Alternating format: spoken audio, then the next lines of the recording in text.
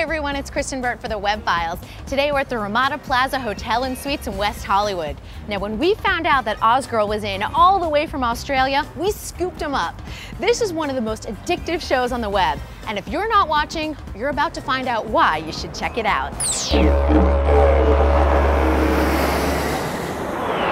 All right, you guys, I am so excited you're here, and I want to introduce you guys from the start. Shaun Crawford. You're the first DP we've had on the show. Really? Yes. Yeah. So congratulations on that. I know, bravo. Next up we have Sophie Tilson. Hello. And then Shanrah Wakefield. Hi. And then of course, Nick Carlton. Hello. You guys are in town for ITVFest. Did you ever expect to be in the US showcasing Oz Girl? No. This was something that we shot, you know, in my bedroom, in my sister's bedroom, just around the house last September.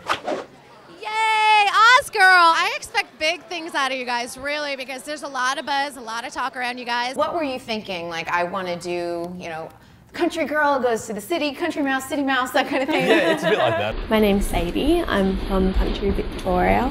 I was getting a little bit bored though. In the country, like where I'm from, it's a really small town. Yeah, I think it'll be really different. There's lots of different people in big cities, so hopefully I'll fit in somewhere. It's not an Australian story, it's not an American story. I hope that it is. I mean, it's called Oz Girl, but you know, it's a story about a girl who's in a different environment. People come and people go and colored lines of love and hate.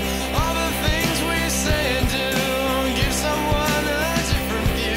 When Nick initially came to me, he didn't really have any idea what he wanted to do. It was initially he thought maybe like a hairdressing vlog thing where I would be a hairdresser and like a hairdresser / counselor to the clients. Like, yeah, so we kind of Idea. like heaps of different Oz Girl could have been ideas. something so different. So different, yeah. We looked at our parameters and we said, well, we only have a bit of money, we don't have much.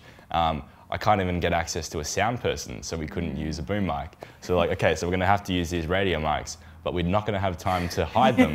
So how can we come up with a concept? It's gotta be a documentary. I've been trying to call you as well. Yeah, I'm sorry, I have a hangover. Have you been out? What's that? Oh, there's some guys I met online. They're doing a documentary on me. The guys that are filming. You didn't tell her, you should have reminded me.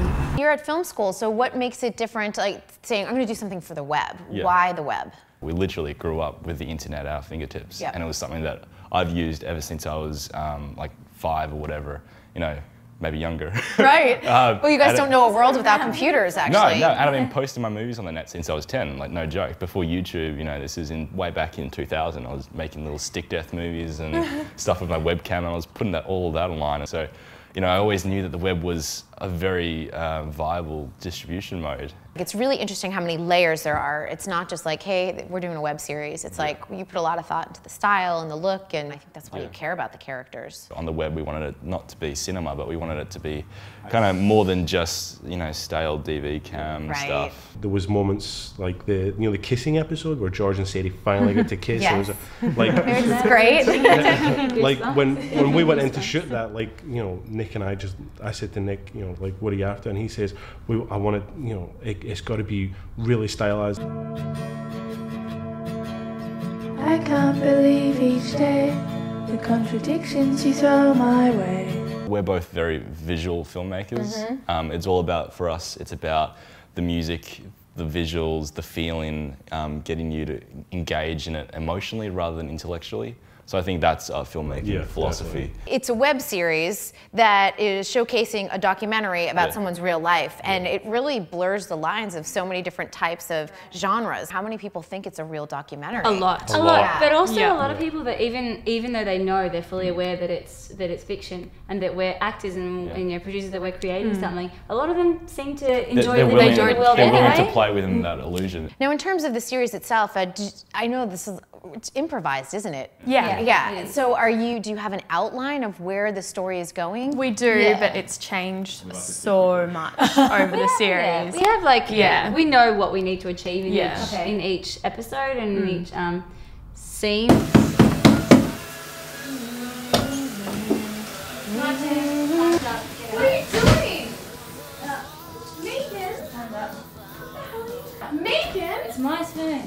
Get How? Oh my god, what's wrong with you? Another thing I want to talk about is music. Fantastic. Yesterday I couldn't find trophy, now you won't say a word. What was I hoping for when I opened that drawer? Where are you getting the musicians, the rights? I mean, MySpace.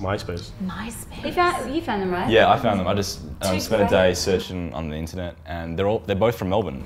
They're the Violet Flames and the Motifs, both unsigned independent Melbourne bands. How are you getting the word of mouth out beyond Australia? Just before we launched the show, I personally went out and contacted thousands upon thousands of fans. So I went to, on MySpace and Bebo, you can just go to you can see which pages from other web series like Lonely Girl 15. You can look at all their fans and you have access to them. So you can just mail them and personally get in touch with them. Your website is really all encompassing. There's forums, there's a whole community, there's comment boards, there's merchandise. There is. Did you set out to do that? Did you know that you were going to have this whole community to sort of draw people in when you were thinking about your web series? Yeah, we didn't have our own social network site until about 4 weeks into it, I think. But having that interaction there and having that community was always an integral part of the show. It wasn't just about the episodes. We weren't just filming something and posting them up. We really wanted to create an immersive experience. What are your hopes for Oz Girl?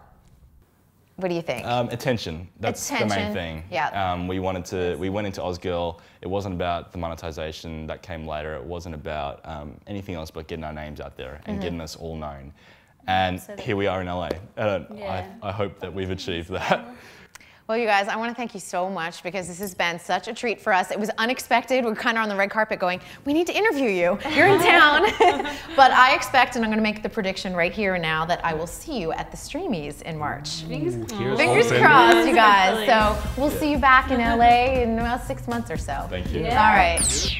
I've been so thrilled that we've had the cast and crew from Oz Girl here, and don't worry, you guys, I'm going to be on them for season 2. I'm as addicted as you are. This edition of the Web Files is now closed. I'm Kristyn Burtt. We'll see you next time.